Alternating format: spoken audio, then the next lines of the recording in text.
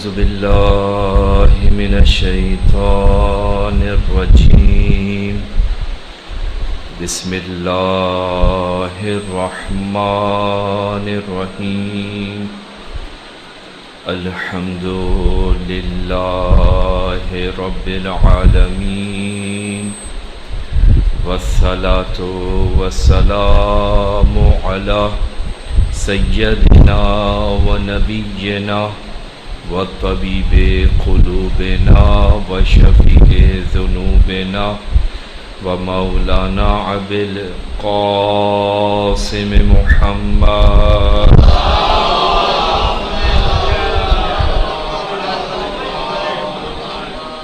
وعلى أهل بيته الطيبين الطاهرين المعصومين المظلومين لا سيما بقية الله العظم أرواحنا له الفداء واللعنة الدائمة على أعدائهم أجمعين من يومنا إلى قيام يوم الدين أما بعد فقد قال الله سبحانه وتعالى في محكم كتابه أعوذ بالله من الشيطان الرجيم بسم الله الرحمن الرحيم قل لا أسألكم عليه أجرا إلا المودة في القربى وقال إمامنا الرضا عليه السلام لا يكون المؤمن مؤمنا حتى يكون فيه ثلاث خصال سنة من ربه وسنة من نبيه وسنة من وليه فأما سنة من ربه فكتمان السر وأما سنة من نبيه فمداراة الناس وأما سنة من وليه فالصبر في البعثاء والضراء صلاة پڑھیں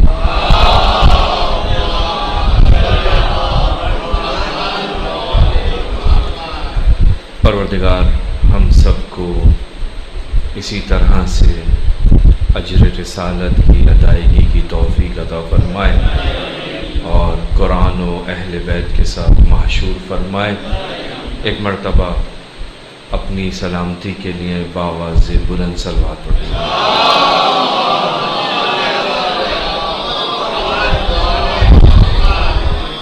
عزیزان محترم، آج کی یہ محفل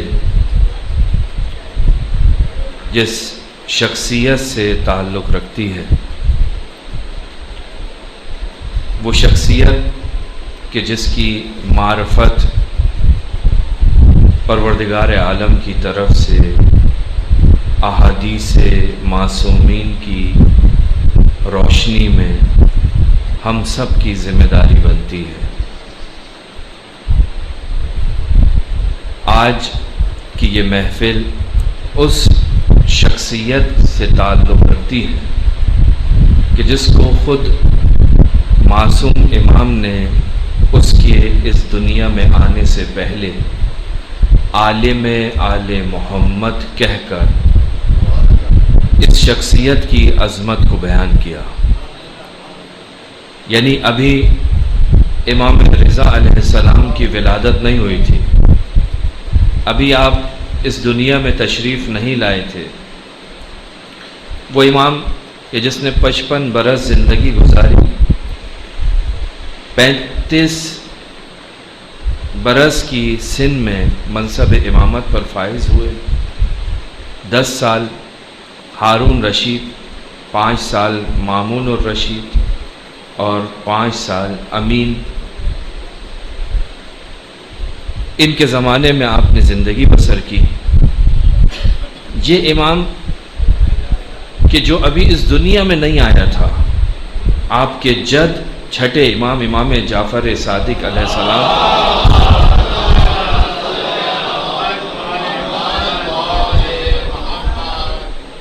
اس وقت امام کو یہ کہتے ہیں، اپنے فرزند کو یہ کہتے ہیں کہ تمہاری نسل میں ایک شخص آئے گا جس کو عالم آل محمد کہا جائے گا. یعنی امام صادق کے جن کے علم کی کیفیت، علم کا اندازہ آپ اس بات سے لگا سکتے ہیں کہ مسجد النبوی میں مدینے کے اندر جو ایک ہی وقت کے اندر سینکڑوں افراد بیٹھ کر گفتگو کرتے تھے تو ان کی زبان پر جو نام آتا تھا وہ نام تھا قال الصادق، وہ نام تھا قال الباقر. وہ شخصیات کے جن کے زمانے میں علم نشر ہو رہا ہے، آپ کا فقہ جس امام سے منسوب ہے، یعنی چھٹے امام، وہ امام یہ کہہ رہا ہے کہ تمہاری نسل میں، تمہاری اولاد میں جو امام جو آنے والا ہے، تمہارا ایک بیٹا ہوگا جس کو عالم آل محمد کہا جائے گا. امام موسیٰ کاظم اپنے بچوں سے کہتے ہیں کہ دیکھو عالم آل محمد ہے، جب کوئی مشکل ہو تو اس کی طرف رجوع کرنا، کوئی پریشانی ہو تو اس سے مدد مانگنا. یعنی آج کی شب جو سن 148 ہجری قمری میں امام موسیٰ کاظم کے گھر میں عالم آل محمد آ رہا ہے، کہ جس کی ولادت کی خوشی میں آپ سب، ہم سب اس مقام پر اس وقت بیٹھے ہوئے ہیں. کس کی ولادت؟ جس کو معصوم امام ولادت سے پہلے یہ لقب دے رہا ہے عالم آل محمد کا. لہذا امام کاظم سے کہتے تھے چھٹے امام کہ ایک وہ جو تمہاری نسل میں عالم آل محمد آ رہا ہے وہ میرے جد امیر المومنین کا ہم نام ہوگا. یعنی نام بھی بتا رہے ہیں کہ نام اس کا علی ہوگا، اس کو ایک لقب دے رہے ہیں چھٹے امام عالم آل محمد کا. یعنی آل محمد کا سب سے آل محمد کا عالم.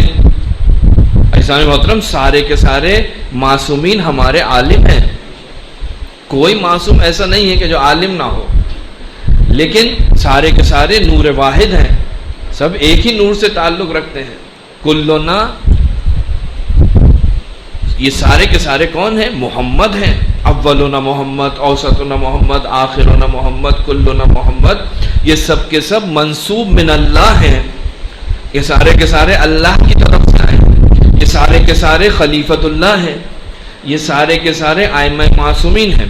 لیکن ہر معصوم کو پروردگار اور معصومین کی طرف سے کچھ خاص عنایتیں ہوئی ہیں، یا ان کے زمانے کے کچھ تقاضے ایسے تھے کہ جس زمانے کے اعتبار سے ان سے بعض صفات کا ظہور ہوا ہے دوسروں کی نسبت زیادہ.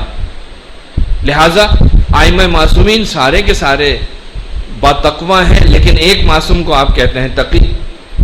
سارے کے سارے بخشش کرنے والے ہیں، لیکن ایک امام کو آپ کہتے ہیں جواد. سارے کے سارے مشتبہ ہیں، لیکن آپ امام حسن مشتبہ کو کہتے ہیں مشتبہ. یہ سارے کے سارے کاظم ہیں، لیکن آپ امام موسیٰ کاظم کو کاظم کہتے ہیں. سب ذکی ہیں، لیکن جو ذکاوت کا ظہور ہو رہا ہے، جو ذکی کے عنوان سے پہچانا جا رہا ہے، وہ ایک ہے.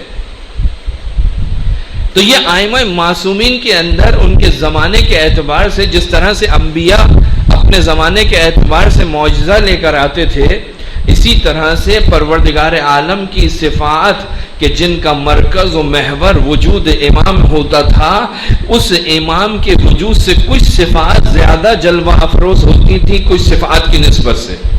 لہذا وہ صفات اس معصوم امام کی شناخت بن جاتی تھی. ہر زمانے کے اعتبار سے ہر امام کی کچھ نہ کچھ خصوصیات آپ کے سامنے آتی ہیں. جس امام سے جس صفت کا ظہور زیادہ ہوتا ہے وہ اسی صفت سے پہچانا جاتا ہے، پکارا جاتا ہے. اور یہ سارے کے سارے انوار، یہ وہ انوار ہیں کہ جو زمین کو اور زمین پر رہنے والوں سب کو منور کر رہے ہیں. وہ امام آ رہا ہے کہ جس کے وجود بابرکت سے زمین نورانی ہو رہی ہے. وہ امام کے جو شہداء کا کامل ترین مصداق، جو صدیقین کا کامل ترین مصداق، جو صالحین کا کامل ترین مصداق، جو مومنین کا کامل ترین مصداق ہے، وہ امام ہفتم کے گھر کے اندر اس شب میں اس کی ولادت ہو رہی ہے. عزیزان محترم، یہ وہ شخصیت ہے کہ جو ابھی دنیا میں نہیں آئی تھی. رسول خدا نے اس شخصیت کے بارے میں کہا تھا ستدفن بضعۃ منی، میرا ٹکڑا. رسول خدا فرماتے ہیں میرا ٹکڑا خراسان کی زمین کے اوپر دفن ہوگا. رسول خدا. ابھی امام رضا علیہ السلام تو چھوڑ دیجئے، آپ کے والد گرامی بھی اس دنیا میں نہیں آئے، آپ کے دادا بھی نہیں آئے، آپ کے پردادا بھی نہیں آئے. اس وقت رسول خدا فرما رہے ہیں کہ ستدفن بضعۃ منی بخراسان. اور جو بھی، توجہ کیجیے گا دو چیزیں، کہ جو بھی پریشان اور گناہگار، جو بھی پریشان اور گناہگار اس کی زیارت کرے گا، پروردگار عالم اس کی زیارت کے طفیل میں اس کی پریشانی کو دور کر دے گا، اس کے گناہوں کو معاف کر دے گا. صلوات پڑھیں گے.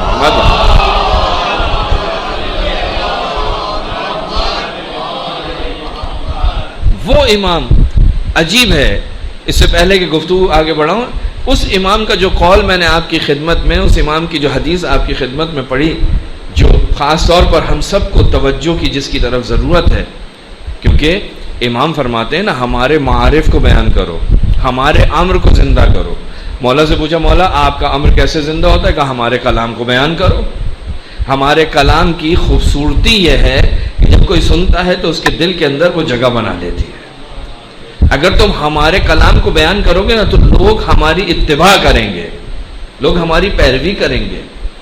امام فرماتے ہیں لہٰذا اسی چیز کو مد نظر رکھتے ہوئے کہ احیاء امر امام رضا ہے، احیاء امر اہل بیت ہے. ایک روایت جو آپ کی خدمت میں تلاوت کی اس کا ترجمہ کرتا چلوں کہ 8ویں امام فرماتے ہیں لا یکون مومن مومنا.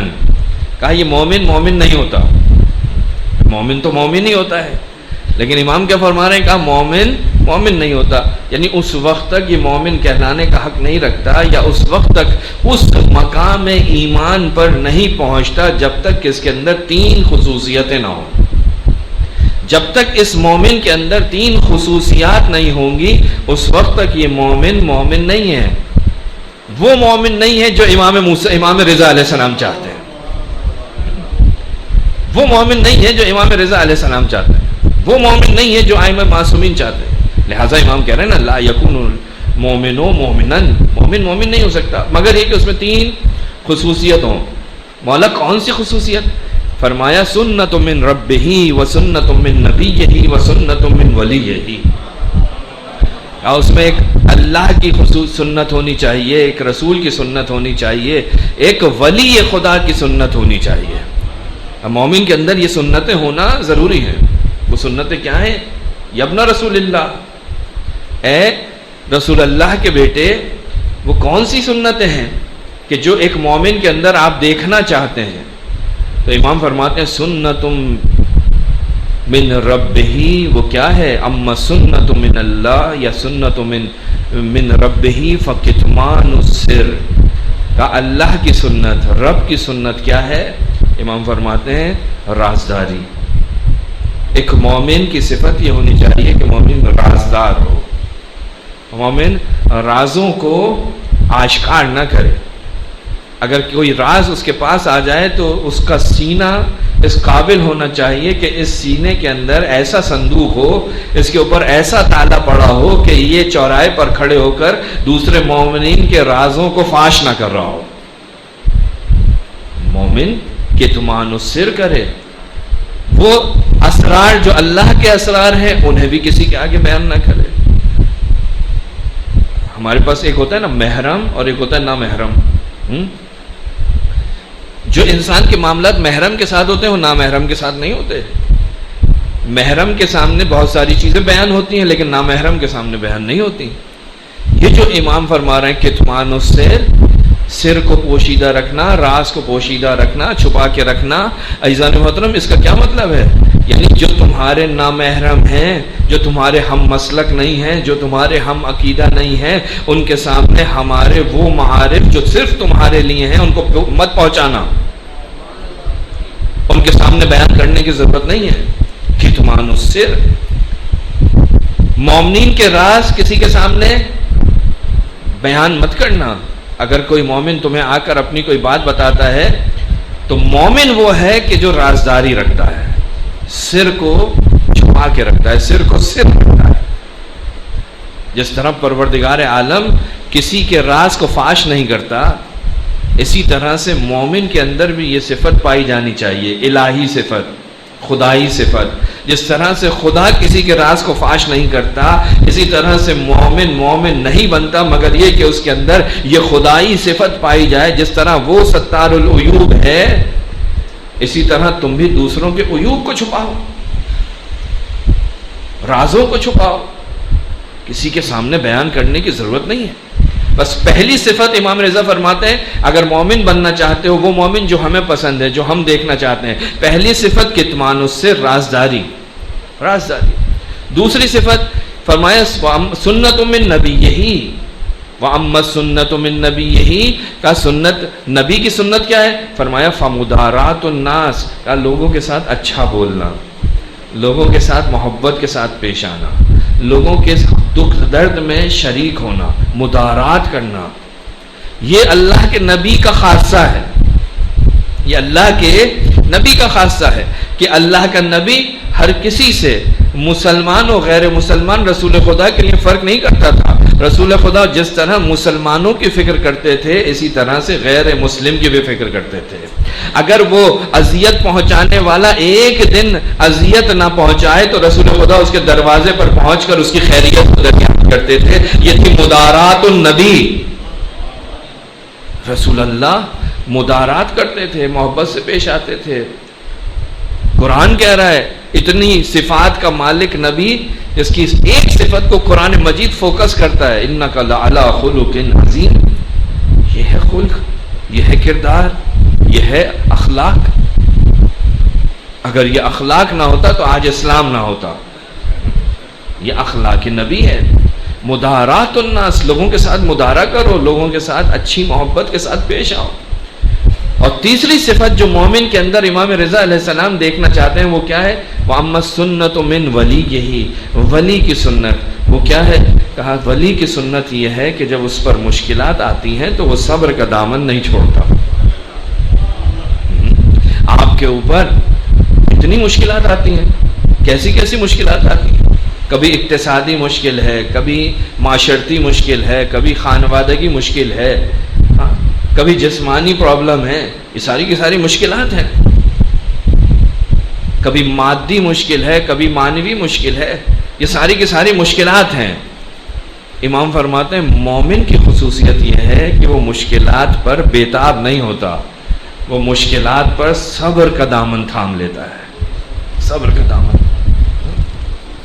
حضرت یعقوب جو ہیں،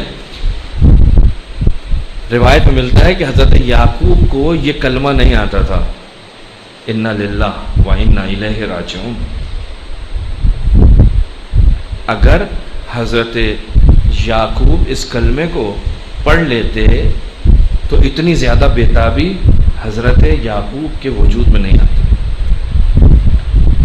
صبر، صبر ولی کی سنت ہے، اولیاء کی سنت ہے، ائمہ معصومین کی سنت ہے. بس امام رضا علیہ السلام کا پیغام، کہا تین صفتیں تمہارے اندر ہونی چاہیے. اے مومنو تم اس وقت تک میرے مورد پسند مومن نہیں بن سکتے جب تک تین صفتیں نہ ہوں. ایک اللہ کی صفت، ایک رسول کی صفت، ایک ولی کی صفت. اللہ کی صفت کہا کتمان السر، نبی کی صفت مدارات الناس، اور ولی کی صفت مشکلات پر صبر. یہ تین صفتیں تمہارے اندر ہوں گی تو تم میرے مورد پسند مومن بن جاؤ گے، ائمہ معصومین کے مورد پسند مومن بن جاؤ گے. تو عزیزان محترم، یہ شخصیت عجیب و غریب شخصیت ہے ائمہ معصومین میں. خود معصوم نے فرمایا، خود آٹھویں امام فرماتے ہیں من زارنی فی غربتی کأن معی فی درجتی. کہا اگر کوئی شخص عالم غربت میں، یعنی میں عالم غربت میں ہوں، میں ایک ایسی جگہ پر ہوں جہاں میرا کوئی عزیز نہیں ہے، ایک اپنے گھر والوں سے دور ایک سرزمین پر ہوں، کہا جو شخص بھی اس عالم غربت میں میری زیارت کرے گا وہ جنت میں، وہ قیامت میں میرے درجے پر ہوگا.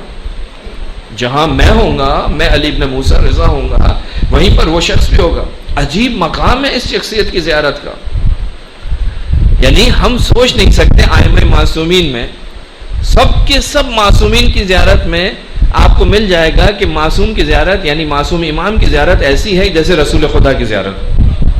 یہ روایتیں ہیں ہمارے پاس. امام حسن کی زیارت ایسی ہے جیسے رسول خدا کی زیارت, امام علی کی زیارت ایسی ہے جیسے رسول خدا کی زیارت. اور کیسے نہ ہو, وہ نفس رسول ہے, کیسے نہ ہو. تو ائمہ معصومین کی یہاں یہ ملتا ہے آپ کو کہ معصومین کی زیارت یا کسی خاص معصوم کا نام ملتا ہے کہ ان کی زیارت ایسے ہی ہے جیسے رسول خدا کی زیارت. لیکن دو معصومین کی زیارتوں کے بارے میں بہت عجیب و غریب روایتیں ملتی ہیں. ایک امام حسین علیہ السلام, دوسرے امام رضا علیہ السلام. علیہ السلام کی زیارت مولا فرماتے ہیں کہ کتنے ہی حج کرنے والے ایسے ہیں کہ جن کے حج قبول نہیں ہوتے. یعنی مولا یہ بتانا چاہ رہے ہیں اگر کوئی معرفت کے ساتھ امام رضا علیہ السلام کی معرفت کے ساتھ زیارت کر لے تو ایک مرتبہ زیارت کرنے کے نتیجے میں 700 حج کا جو ثواب مل رہا ہے نا, وہ 700 حج وہ ہیں کہ جو اللہ کی بارگاہ میں قبول شدہ ہیں. مولا فرماتے ہیں کتنے ہی لوگ ایسے ہیں کہ جو حج کرتے ہیں لیکن ان کا حج بارگاہ رب العزت میں قبول نہیں ہوتا. اور پھر فرمایا کہا جب قیامت آئے گی نا تو پروردگار عالم 4 اولین اور 4 آخرین ان کو اپنے عرش کے اوپر بلائے گا. اولین کون ہے؟ کہ حضرت نوح, حضرت ابراہیم, حضرت موسیٰ, حضرت عیسیٰ, یہ عرش پروردگار پر ہوں گے. آخرین کون؟ کہ آخری نبی امیر المومنین امام حسن اور امام حسین, یہ بھی آخری عرش پروردگار پر ہوں گے. اور پھر اس کے بعد ایک محفل ہوگی جیسے محفل ہوتی ہے. یہ 4 اولین میں سے وہاں موجود, 4 آخرین میں سے وہاں موجود. اور پھر اس کے بعد کہیں گے کہ جو شخص بھی ہماری قبور کی زیارت کرتا تھا, جس نے بھی ہماری قبور کی زیارت کی, امام کہہ رہے ہیں کوئی کربلا گیا تھا, کوئی بقیع گیا تھا, کوئی مشہد گیا تھا, کوئی کربلا گیا تھا, جس نے بھی ہماری قبور کی زیارت کی اس کو لے کر آ جاؤ, وہ بھی عرش خدا کے اوپر اس محفل کے اندر شریک ہوگا. یہ سارے کے سارے وہاں پر شریک ہوں گے. لیکن فرماتے ہیں کہ لیکن وہ ہمارا ہم نشین ہوگا, یعنی وہاں پر موجود ہوگا. لیکن اس میں جو سب سے بڑا درجہ ہوگا نا, وہ اس کا ہوگا جس نے میرے فرزند علی ابن موسیٰ رضا کی زیارت کی ہوگی.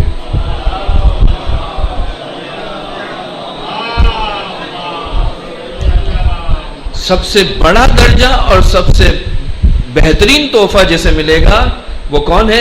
کہا وہ ہوگا جس نے میرے بیٹے علی رضا کی زیارت کی ہوگی. عزیزان محترم کیوں؟ یعنی چھٹے امام کہتے ہیں کہا کہ جس نے بھی میرے پوتے علی رضا کی زیارت کی میں اسے خود اس کا ہاتھ پکڑ کے جنت میں لے کے جاؤں گا. امام رضا علیہ السلام کی زیارت عجیب زیارت ہے.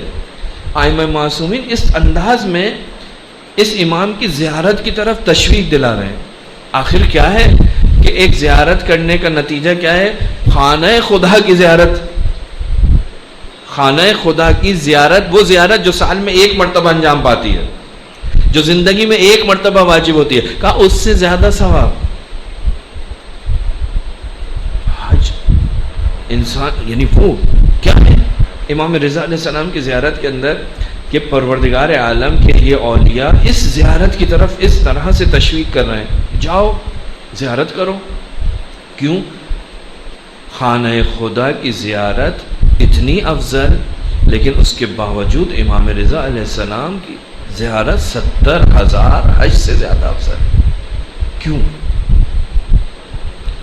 اس لیے کہ اس خانہ خدا کی زیارت کوئی کر ہی نہیں سکتا کہ جس کے پاس اگر اس معصوم کی معرفت نہ ہو اس کی زیارت کا کوئی فائدہ نہیں ہے.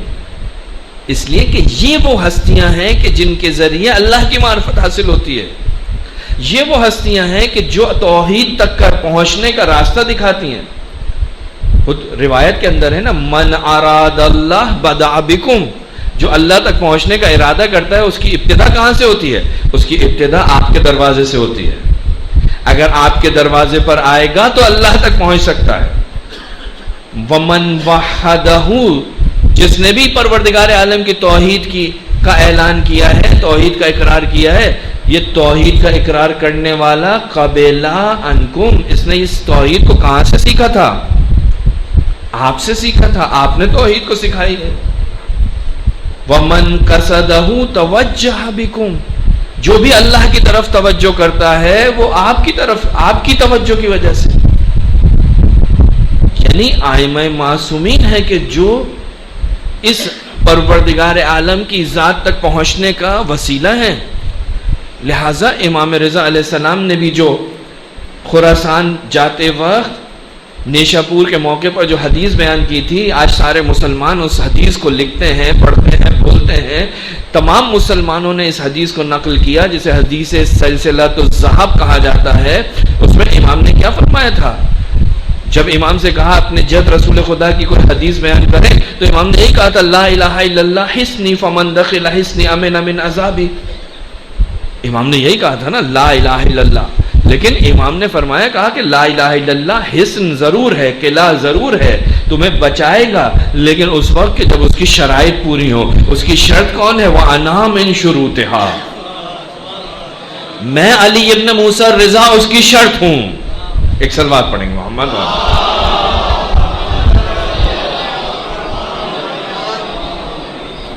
امام رضا علیہ السلام ائمہ معصومین میں وہ واحد امام ہیں کہ جس کی زیارت صرف اور صرف خواص کرتے ہیں.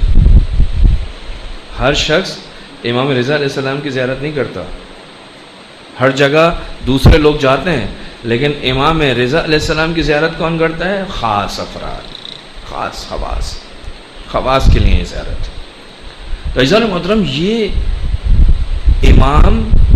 امام کی حقیقت معرفت کے ساتھ کون ہے؟ یہ ہے کون؟ یہ مظہر صفات پروردگار ہے. خدا کی صفات کا جلوہ اگر دیکھنا ہے تو ان کو دیکھو. خدا کے علم کو دیکھنا ہے. خدا عالم ہے نا، خدا کی ایک صفت کیا ہے؟ عالم. اگر علم پروردگار کو دیکھنا ہے تو عالم آل محمد کو آ کر دیکھو. عالم آل محمد ابھی دنیا میں نہیں آئے تھے، عالم آل محمد ہو گئے. اعلان ہو گیا آل محمد کا عالم موسیٰ کاظم کا فرزند ہوگا. کون ہے یہ؟ امام فرماتے ہیں، امام کاظم فرماتے ہیں، میں نے رسول خدا کو خواب میں دیکھا. رسول خدا فرماتے ہیں، علی ابنوں کا، اے موسیٰ کاظم تمہارا بیٹا علی ابنوں کا، تمہارا بیٹا علی کون ہے؟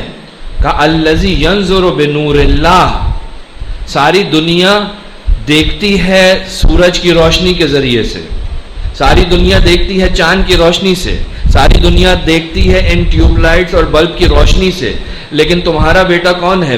کہا کہ ینظر بنور اللہ، تمہارے گھر میں جو بیٹا آنے والا ہے وہ اللہ کے نور سے دیکھے گا. یہ ہے عالم آل محمد. امام فرماتے ہیں کہ رسول خدا کو میں نے دیکھا عالم خواب میں. رسول خدا مجھ سے فرماتے ہیں، علی ابنوں کا، اے موسیٰ کاظم تمہارا بیٹا علی، الذی ینظر بنور اللہ ویسمع بفہمہ، اس کے فہم سے وہ سنتا ہے، وینطق بحکمتہ، اس کی حکمت سے وہ نطق کرتا ہے. اس کا نطق اس کی حکمت سے ہے. موسیٰ کاظم کی امام رضا کی زبان پر جو کلمات آئیں گے وہ حکمت پروردگار سے آئیں گے. وَيُصِيبُ فَلَا يُخْطِئُ، وہ کبھی بھی غلطی نہیں کرے گا، جو کہے گا وہی ہوگا. وَيَعْلَمُ فَلَا يَجْهَلُ، وہ جانتا ہے، جہالت کا اس کے قریب سے کوئی گزر بھی نہیں ہوا. عالم آل محمد ہے، جہالت کا تصور نہیں ہے. عالم ہے جس کے علم کا اعلان اللہ کا نبی کر رہا ہو، جس کے علم کا اعلان ایک ولی اللہ کر رہا ہو. عزیزان محترم، وہ کون ہے؟ دوست و دشمن اس کے علم کا اعلان کرتے ہوئے دکھائی دیتے ہیں. مامون جیسا بدبخت انسان کسی ہمدردی کے اندر امام رضا علیہ السلام کو مدینے سے نہیں بلایا، بلکہ اپنی مشکلات کو کم کرنے کے لیے امام رضا کو بلایا ہے، اپنی مشکلات کو کم کرنے کے لیے. مناظرے کرا رہا ہے. کیوں کرا رہا ہے؟ اس لیے کہ امام کی عظمت کو بیان کرے؟ نہیں، اس لیے نہیں کرا رہا، بلکہ اس لیے کرا رہا ہے کہ کسی طرح سے امام پر کوئی ایک غلبہ پا جائے. ہاں، کوئی ایک امام کے اوپر غلبہ پا جائے. لہذا ہر مکتب، ہر مذہب، ہر دین کا ماننے والا، ان کا مفتی اسے لا کر اس محفل کے اندر بٹھا دیتا ہے. ایک طرف امام رضا علیہ السلام جو ان میں سب سے کم سن ہے، دوسری طرف وہ بوڑھے بوڑھے افراد جنہوں نے ساری زندگی اپنے دین کے اندر گزار دی ہے، امام موسیٰ کاظم کے سامنے ہے. کیوں؟ تاکہ کسی طریقے سے کوئی ایک بھی کسی بھی اعتبار سے امام رضا علیہ السلام کو ایسے مقام پر لے آئے کہ امام موسیٰ کاظم، امام رضا کی زبان اس کے سامنے نہ کھل سکے، جواب نہ دے سکے. لیکن یہ بھول گیا ہے کہ یہ عالم آل محمد ہے، یہ نطق خدا سے گفتگو کرتا ہے، نطق خدا سے گفتگو کرتا ہے، حکمت خدا سے گفتگو کرتا ہے. یہ بھول گیا ہے. لہذا تاریخ نے لکھا جتنے مناظرے ہوئے، حتیٰ امام کے چاہنے والے بعض اوقات امام سے کہتے تھے مولا آپ نہ جائیں، یعنی آپ کا جانا ہمیں اچھا نہیں لگتا. کیوں؟ اس لیے کہ اس کے عزائم کچھ اور ہیں، کوئی علمی محفل نہیں ہے، وہ نہیں چاہتا کچھ سیکھنا، بلکہ اس کے عزائم کچھ اور ہیں. امام کہتے ہیں میں جانتا ہوں. امام ان محافل میں جاتے ہیں، ان علمی گفتگو میں شریک ہوتے ہیں، اور جب امام جواب دینے کے بعد سوال کرتے ہیں تو تاریخ گواہ ہے کوئی ایک بھی اس قابل نہیں تھا کہ امام کے کسی ایک سوال کا جواب دے سکے. مامون سوال کرتا ہے، مختلف قسم کی چیزیں لا کر امام کے سامنے رکھ دیتا ہے. اے فرزند رسول، یہ بتائیے کہ حضرت موسیٰ نے کیسے یہ تمنا کی کہ پروردگارہ تو اپنی مجھے جلوہ دکھا دے. حضرت موسیٰ کوہ طور پر گئے تھے نا. مامون نے سوال کیا کہ قرآن مجید کے اندر پروردگار عالم نے نقل کیا ہے کہ حضرت موسیٰ نے کہا کہ ارنی انظر الیک، میں چاہتے ہیں کہ ہم تجھے دیکھیں. کیسے ایک نبی اللہ سے یہ تقاضا کر سکتا ہے؟ یہ ایک شبہ ہے. نبی نہیں جانتا، میں مامون جانتا ہوں کہ اللہ دکھائی نہیں دے سکتا. دکھائی دینے والی چیز کا لازمہ یہ ہے کہ وہ جسم ہو.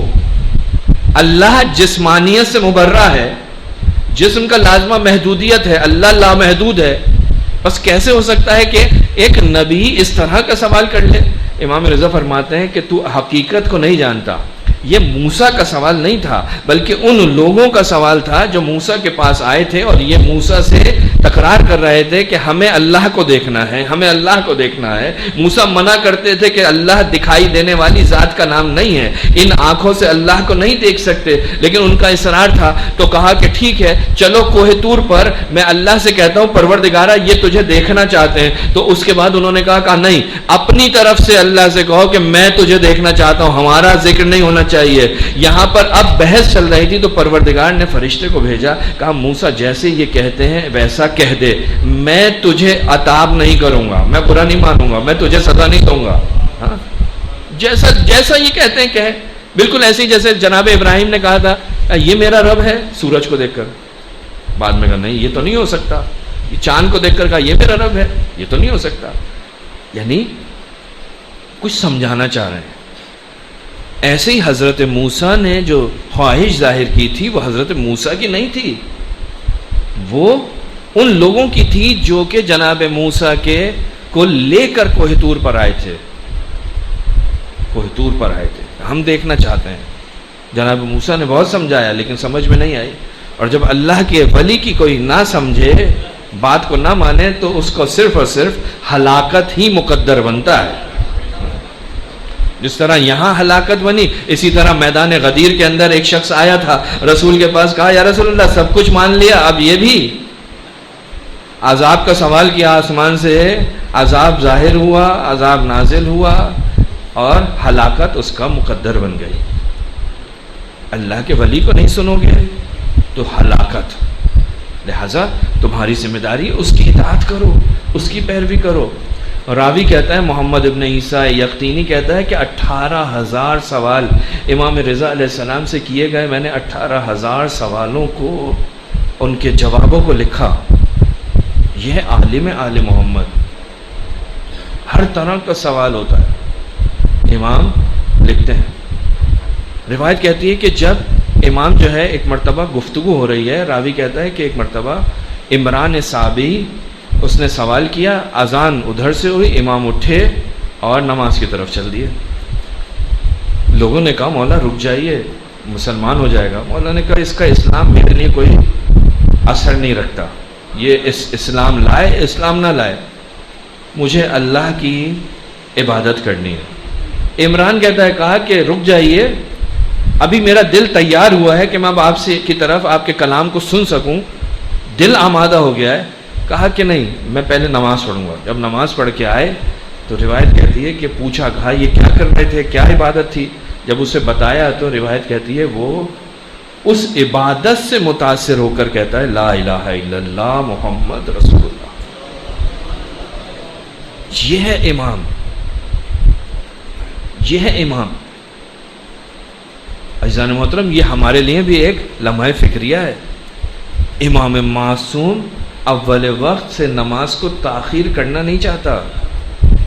کہا ہزاروں لوگ مسلمان ہو جائیں گے، کہا ہوتے رہیں، نہیں ہوں گے، کہا نہیں ہو، مجھے اللہ کی طرف جانا ہے، مجھے اول وقت میں نماز پڑھنی ہے۔ راوی کہتا ہے کہ جب یہ محفل ختم ہو گئی تو ایک مرتبہ مامون امام کے چچا کے ساتھ علی ابن جعفر کے ساتھ جا رہا تھا۔ کہا کہ اپنے بھتیجے کو کیسا پایا، اپنے بھتیجے کو کیسا پایا؟ تو علی ابن جعفر نے کہا، فرمایا ہوا عالم و آل محمد، یہ عالم آل محمد ہے، اس کو میں نے کبھی کسی کے دروازے پر جاتے ہوئے نہیں دیکھا، کسی کے پاس جا کے زانوئے ادب طے کرتے ہوئے نہیں دیکھا۔ اس کے پاس وہ علم نہیں ہے جو تمہارے پاس ہے، جو سیکھنے سے آتا ہے، اس کے پاس علم لدنی ہے، علم الہی ہے۔ یہ ہے امام رضا علیہ السلام۔ کہا کہ عالم آل محمد ہے۔ لہٰذا اس وقت مامون نے خوب تعریف جملے امام کی شان میں کہا یہ وہی تو نہیں ہے کہ جس کے بارے میں رسول خدا نے کہا کہ یہ میرے اہل بیت ہیں، یہ انہی میں سے تو نہیں ہے۔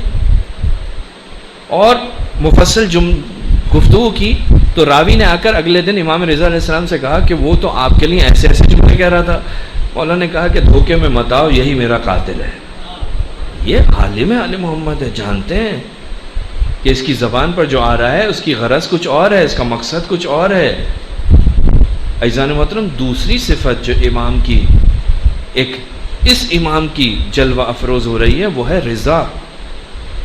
علی ہے رضا۔ اکثر لوگ ہمارے امام کو، آٹھویں امام، ان سے پوچھیں تو آٹھویں امام کا نام کیا ہے کہ امام رضا علیہ السلام، جبکہ نام نہیں ہے، کنیت ہے آٹھویں امام کی، نام تو علی ہے۔ جیسا کہ ہم نے روایت میں عرض کیا کہ امام نے فرمایا کہ جس کا نام میرے جد کے نام پر ہوگا، یہ کنیت ہے۔ یہ رضایت کیا ہے؟ رضایت عجیب مقام ہے۔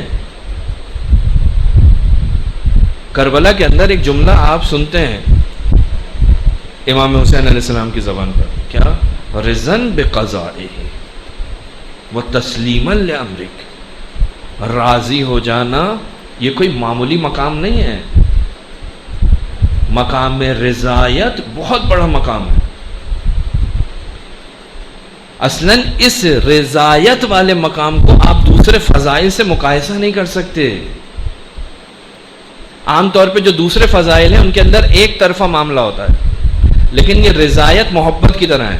جس طرح محبت دو طرفہ ہوتی ہے، محبت ایک طرفہ نہیں ہوتی، محبت دو طرفہ ہوتی ہے۔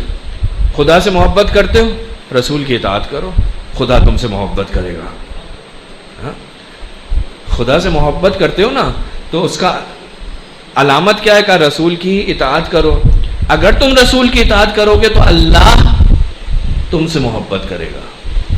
امیر المومنین کو علم دیا رسول خدا نے، کہا اس کو علم دوں گا کہ جو اللہ سے محبت کرتا ہوگا اللہ اس سے محبت کرتا ہوگا۔ محبت دو طرفہ ہے۔ کچھ صفات ایسی ہیں، کچھ فضائل ایسے ہیں جو دو طرفہ ہیں، کچھ ایسے ہیں جو ایک طرفہ ہیں۔ مثلا اللہ کی اطاعت یہ بہت ہی بڑا مطیع پروردگار ہے، تو یہ مطیع ہے، پروردگار ہے، اس کا مطیع نہیں ہے، ایک طرفہ ہے۔ لیکن یہ جو رضا ہے یہ دو طرفہ ہے۔ امام کا ایک لقب ہے کیا کہ یہ رضا، یہ وہ شخصیت ہے کہ اللہ بھی جس سے راضی، رسول بھی جس سے راضی، اولیاء خدا بھی اس سے راضی۔ یہ وہ شخصیت ہے کہ جس کے اوپر دوست اور دشمن دونوں راضی ہیں۔ ائمہ معصومین کے اندر یہ ایک واحد امام ہے کہ جس کے اوپر دوست اور دشمن دونوں راضی دکھائی دیتے ہیں، دوست بھی راضی ہے، دشمن بھی راضی ہے۔ یہ جو رضایت ہے عزیزان محترم بہت اہم موضوع ہے۔ کس سے رضایت؟ اللہ کی رضایت، اللہ کی تقدیر پر راضی ہونا۔ کس سے رضایت؟ انسان کبھی اپنے آپ سے راضی ہوتا ہے اور کبھی انسان دوسروں کے عمل پر راضی ہوتا ہے۔ یہ رضایت کے تین پہلو ہو سکتے ہیں، اللہ سے راضی، اپنے آپ سے راضی، دوسروں سے راضی۔ یہاں جو مسئلہ ہے وہ ہے اللہ سے راضی ہونا۔ سب عبادتوں اطاعتوں کا خلاصہ کیا ہے؟ تقرب پروردگار۔ ہم عبادت کرتے ہیں کیوں کرتے ہیں؟ اطاعت کرتے ہیں کیوں کرتے ہیں؟ عبادت اور اطاعت کا مقصد ہمارا یہ ہے کہ ہم اللہ کے قرب حاصل کرنے، اللہ کے قریب ہو جائیں، اللہ کی رضا حاصل ہو جائے، اللہ کی رضا حاصل ہو جائے۔ انسان کی فضیلتیں جو انسان کے اندر پائی جاتی ہیں، میں نے عرض کیا عام طور پہ ایک طرفہ ہے، لیکن یہ دو طرفہ ہے۔ جب آپ اللہ سے راضی ہوتے ہیں تو اللہ بھی آپ سے راضی ہو جاتا ہے۔ لہذا روایت میں کہ فرماتے ہیں رضا اللہ عنہم ورضوا عنہ، قرآن کی آیت ہے۔ اللہ ان سے راضی ہے اور وہ اللہ سے راضی ہیں۔ امام فرماتے ہیں میں خدایا تو جو مجھے عمل کی طرف رہنمائی کرتا ہے تو مجھ سے راضی ہو جا، یعنی میں اس عمل کو انجام دیتا ہوں تو اس عمل پر مجھ سے راضی ہو جا۔ امام اللہ کی رضایت کو چاہتا ہے۔ اللہ حضرت موسیٰ سے کلام کرتا ہے کہ میری رضا کس چیز میں ہے؟ کہا اے پروردگارہ تیری رضا کس چیز میں ہے؟ پروردگار کہتا ہے اے موسیٰ تو اس چیز کو حاصل نہیں کر سکتا، اس پہ عمل نہیں کر سکتا۔ حضرت موسیٰ کہتے ہیں کیسے پروردگارہ؟ یعنی وہ جو اللہ کا نبی ہے اس کو پروردگار عالم کہہ رہا ہے ایسی چیز میں کہ تو اس پہ عمل نہیں کر سکتا۔ حضرت موسیٰ پروردگار سے گفتگو کرتے ہیں، ناراض ہوئے، دل ٹوٹا، کہا کیسی چیز ہے جو میں اس پر عمل نہیں کر سکتا؟ گریہ ازاری، پروردگارہ میری رہنمائی فرما، کون سی چیز ہے جس میں تیری رضا ہے؟ فرمایا انا رضائی فی رضا کا بے قضائی، کہا میری رضا اس میں ہے کہ تو میری قضا پر راضی ہو جا، میری رضا اس میں ہے کہ تو میری قضا پر راضی ہو جا، تو میری قضا پر راضی ہو جائے گا میں تجھ سے راضی ہو جاؤں گا۔ امام حسین علیہ السلام کربلا کے اندر کہتے ہیں رضن بے قضا ایک۔ امام رضا علیہ السلام وہ امام ہے جو اللہ کی رضا پر راضی ہے، اللہ کی قضا پر راضی ہے۔ اللہ یہ چاہتا ہے میں بھی یہی چاہتا ہوں، اللہ کو یہ پسند ہے مجھے بھی یہی پسند ہے، میری اپنی کوئی پسند نہیں ہے، جو اللہ کی پسند ہے۔ اللہ مجھے اس عالم میں اس حالت میں دیکھنا چاہتا ہے، کہا یہی مجھے اچھا لگتا ہے۔ اللہ جس طرح اللہ مجھے مریض دیکھنا چاہتا ہے یہی مجھے اچھا لگتا ہے، یہی مجھے اچھا لگتا ہے۔ اللہ مجھے تندرست دیکھنا چاہتا ہے یہی مجھے اچھا لگتا ہے۔ یعنی جو اللہ کی قضا میرے لیے مقدر ہے مجھے وہی پسند ہے، میں اسی پر راضی ہوں۔ لہذا امام صادق فرماتے ہیں اللہ کی رضا اس کی اطاعت میں، اس کے رسول کی اطاعت میں، اس کے ولی کی اطاعت میں۔ اگر آپ اور میں اللہ کی رضا حاصل کرنا چاہتے ہیں تو ہمیں اللہ کی رضا کے ساتھ ساتھ رسول کی رضا، رسول کے ساتھ ساتھ اس کے ولی کی، اولیاء کی رضا بھی حاصل کرنی ہوگی، امام رضا علیہ السلام کی رضا حاصل کرنی ہوگی۔ اگر چاہتے ہیں کہ اللہ ہم سے راضی ہو جائے تو امام رضا علیہ السلام اللہ کی قضا و قدر پر راضی تھے اور دوسروں کو بھی اس کی طرف دعوت دیتے تھے۔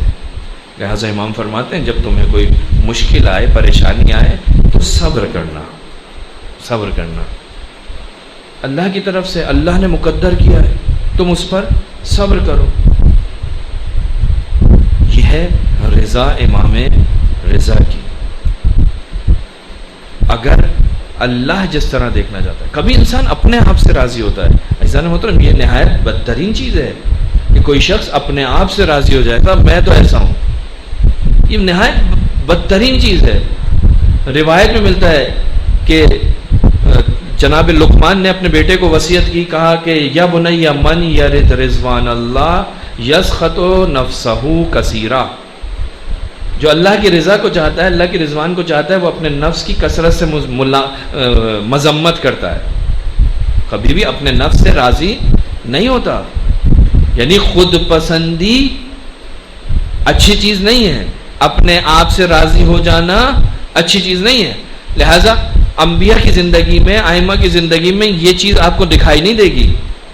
ہمیشہ اپنے آپ کو وہ خدا کے سامنے جب حاضر ہوتے ہیں تو کس انداز میں اپنے آپ کو پیش کرتے ہیں. کہیں پر بھی کوئی ایسا جملہ نہیں ہوگا کہ پروردگارہ میں ایسا ہوں، نہیں، ہمیشہ ایسی چیز کا انتخاب ہوگا. پروردگار میں تو حقیر ہوں، میں مسکین ہوں، میں فقیر ہوں، میں ذلیل ہوں. الہی ابہدک بفنائک، تیرا حقیر بندہ، تیرا ذلیل بندہ، تیرا مسکین بندہ تیری بارگاہ میں آیا ہے، میں کچھ نہیں ہوں. دوسروں کے عمل پر راضی ہونا بدترین چیز ہے. معصوم فرماتے ہیں کہ الراضی بفعل قوم کالداخل فیہ معہم، کہ اگر کوئی شخص کسی دوسرے فرد سے یا دوسرے قوم کے فعل سے، ان کے عمل سے راضی ہو جائے تو وہ اسی کے اندر شریک ہوتی ہے. کوئی کسی پر ظلم کر رہا ہے، آپ کہیں بہت اچھا کیا ہے، تو آپ دو گناہ کے مستحق ہیں، ایک راضی ہونے کا اور دوسرا یہ کہ وہ اس فعل کے اندر شریک ہوتا ہے. دو مذمت ہے. امام کون ہے؟ امام رضا. نہ صرف رضا بلکہ روایت کہتی ہے، آپ خود اس امام کو پکارتے ہیں نا، امام کی صفت ہے سریع الرضا، یہ بہت جلدی راضی ہو جاتا ہے. اس کی رافت، اس کی مہربانی جو ہے نا عزیزان محترم، یہ رعوف ہونا. امام کی زیارت ہے، امام جواد علیہ السلام فرماتے ہیں السلام علیکم یا امام الرعوف، اے رعوف امام آپ پر میرا سلام.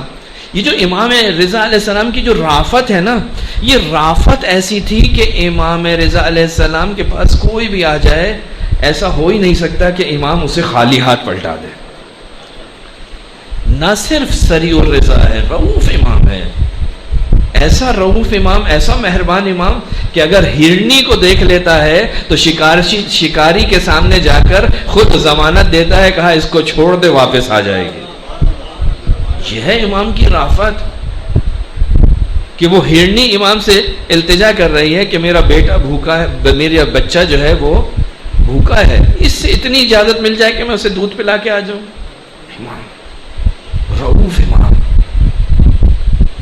ایک واقعہ میں دیکھ رہا تھا، اسی کے اوپر اپنی گفتگو کو مکمل کروں گا، کہ آیت اللہ خوئی فرماتے ہیں کہ میں بہت چھوٹا سا تھا، اپنے والد کے ساتھ مشہد آیا تھا. مشہد میں میرے والد کی ایک اپنے جاننے والے آشنا سے ملاقات ہوئی جو بہت ہی متدین دیندار انسان تھا. اور اس سے جب ملاقات ہوئی تو اس سے ایک واقعہ سنایا، اپنا واقعہ.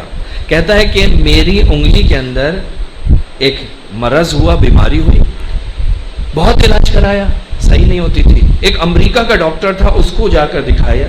اس نے کہا کہ اس کا کوئی علاج نہیں ہے مگر یہ کہ انگلی کو کاٹنا پڑے گا.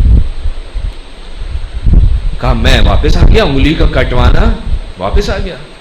کچھ دنوں بعد تکلیف بڑھی بہت زیادہ، پھر دوبارہ اس کے پاس گیا، کہا کینسر ہے، اب کلائی سے ہاتھ کٹے گا اور کوئی علاج نہیں. کلائی سے ہاتھ کا سنا، پھر واپس آ گیا. پھر کچھ عرصے کے بعد تکلیف بڑھی، بیماری بڑھی، پھر دوبارہ گیا، کہا کونی سے ہاتھ کٹے گا، پھر واپس آ گیا. پھر کچھ عرصے بعد اتنی تکلیف بڑھ گئی کہ کوئی انسان میرے قریب آتا تھا تو تکلیف ہوتی تھی، اگر ہاتھ لگ گیا تو میرا کیا ہوگا. پھر گیا. اب جب گیا تو اس نے کہا کندھے سے ہاتھ کٹے گا. کہا میں واپس آ گیا. میرے ساتھیوں نے مجھے مجبور کیا، کہا کہ بھائی کوئی اس کا علاج نہیں ہے، کٹوا لو، ایسا نہ ہو آگے اور بڑھ جائے. کہا رات کا وقت تھا، میں امام رضا علیہ السلام کی زیارت پر گیا.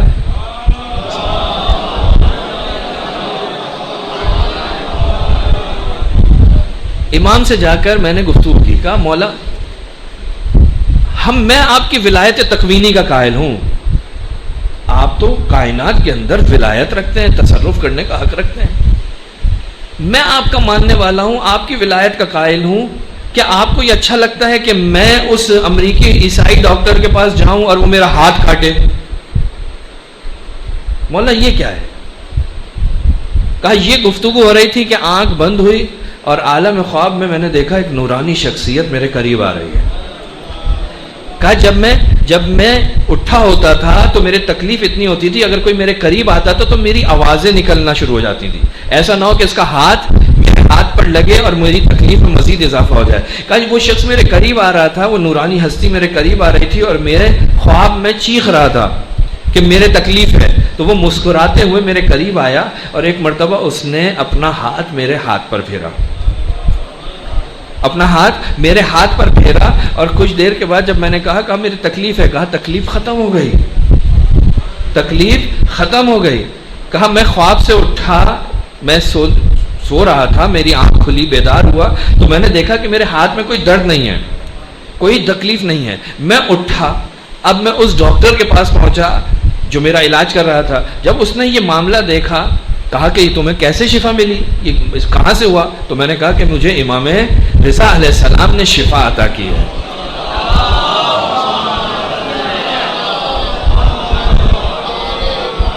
مجھے امام رضا علیہ السلام نے شفا عطا کی ہے. کہا تو اس نے جو متعصب تھا کہا کہ یہ امام رضا نے نہیں، یہ حضرت عیسیٰ نے تمہیں شفا عطا کی ہے. تو عزیزان محترم یہ امام رؤوف ہے، یہ امام مہربان ہے. میں نے عرض کیا تھا ابتدا کے اندر جو رسول خدا کی روایت پڑھی تھی اس میں کہا تھا کہ جو بھی اس کی زیارت پر جائے گا، اگر وہ فقیر ہوگا تو غنی ہو جائے گا، اگر وہ بیمار ہوگا تو شفا پا جائے گا. امام کا جو یہ ظہور والا جو جلوہ ہے یہ کسی بھی امام سے اس انداز میں ظاہر نہیں ہوا. امام کی جو رافت ہے، علامہ طباطبائی فرماتے ہیں کہ یہ رؤوف سارے امام ہیں، لیکن جیسی رافت آٹھویں امام رضا علیہ السلام سے ظاہر ہوئی ہے، کسی امام سے اس طرح سے یہ رافت، یہ مہربانی ظاہر نہیں ہوئی. لہٰذا رؤوف کہتے ہی اسے ہیں جو بغیر تکلیف کے علاج کر دے. امام رضا علیہ السلام نے بھی علاج کیا، وہ ڈاکٹر بھی علاج کر رہا تھا، لیکن وہ ڈاکٹر علاج کر رہا تھا ہاتھ کو کاٹ کر، امام رضا علیہ السلام نے ایسا علاج کیا کہ تکلیف کا احساس ہی ختم ہو گیا. پروردگارہ تجھے واسطہ اس امام رؤوف کا، اس عالم آل محمد کا، اس غریب امام کا، حاضرین کی تمام حوائج کو بحق امام رضا اپنی بارگاہ میں قبول فرما. پروردگارہ ہم گناہگار ہیں، کوتاہیاں کرتے ہیں تیری بارگاہ میں. پروردگارہ تجھے واسطہ امام رضا علیہ السلام کی عظمت کا ہم سب کی کوتاہیوں سے درگزر فرما. پروردگارہ اس محفل میں جو مومنین تشریف فرما ہیں، جو بھی پریشان حال ہیں، تیرے حبیب نے کہا تھا کہ جو بھی پریشان حال امام رضا علیہ السلام کی زیارت پر آتا ہے، امام رضا کے صدقے میں پروردگار اس کی مشکلات کو ختم کر دیتا ہے. پروردگارہ یہ زیارت، یہ اس وقت یہ مجلس، یہ محفل امام رضا علیہ السلام کی محفل ہے. اس وقت ہم امام رضا علیہ السلام کے دسترخوان پر بیٹھے ہیں. پروردگارہ تجھے اس دسترخوان کا واسطہ، تجھے اس محفل کی عظمت کا واسطہ، امام رضا کی عظمت کا واسطہ، جو بھی مومنین پریشان ہے، اس مقام پر حاضر ہے، جو اس مقام پر حاضر نہیں ہے، بحق امام رضا علیہ السلام ان کی پریشانیوں کو دور فرما. پروردگارہ ہمارے مرحومین کی مغفرت فرما. پروردگارہ ہمارے دلوں کو ہر قسم کی بیماری سے پاک و منزہ فرما. ہمارے جسموں کو تمام بیماریوں سے نجات عطا فرما. پروردگارہ تجھے واسطہ محمد و آل محمد کی عظمت کا، تجھے واسطہ امام رضا علیہ السلام کی عظمت کا، ہم سب کو قرآن و اہل بیت کے ساتھ محشور فرما. ہمارے وقت کے امام کے ظہور میں تعجیل فرما. ہمیں ان کے اعوان و انصار میں شامل فرما. اپنی تمام دعاؤں کی، اس عبادت کی قبولیت کے لیے، دعاؤں کی مستجاب ہونے کے لیے ایک مرتبہ مل کے باواز بلند صلوات پڑھ دیجیے.